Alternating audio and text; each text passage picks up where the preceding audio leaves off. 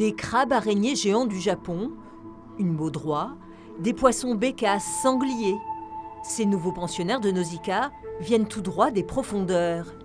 Destination Abyss, c'est le nouvel espace d'exposition proposé par le Centre de la mer en collaboration avec Ifremer. Une plongée par -200 à -11 000 mètres de fond avec notre invitée. Florence Blond, directrice des projets et des expositions à Nausicaa. La vie dans les abysses, elle est très peu connue aujourd'hui. On a moins de 25% des abysses qui ont été cartographiés vraiment de façon précise. Au niveau de la découverte des espèces, on estime qu'il y a encore 1 à 10 millions d'espèces à découvrir dans les grands fonds marins. Vous avez ici une borne qui présente toutes les adaptations des espèces des abysses.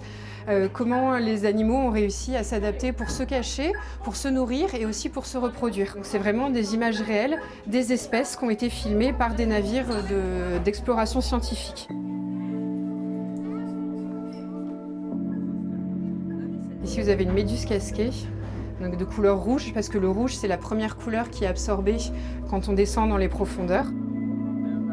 Au vu de l'actualité en ce moment d'un souhait de certains pays et de certains industriels d'aller exploiter les grands fonds marins et d'aller exploiter les ressources minières, nous avons décidé à Nausicaa d'accentuer beaucoup plus le message, le discours sur l'importance de mieux connaître les abysses et surtout de les protéger et d'empêcher l'exploitation de ces grands fonds marins.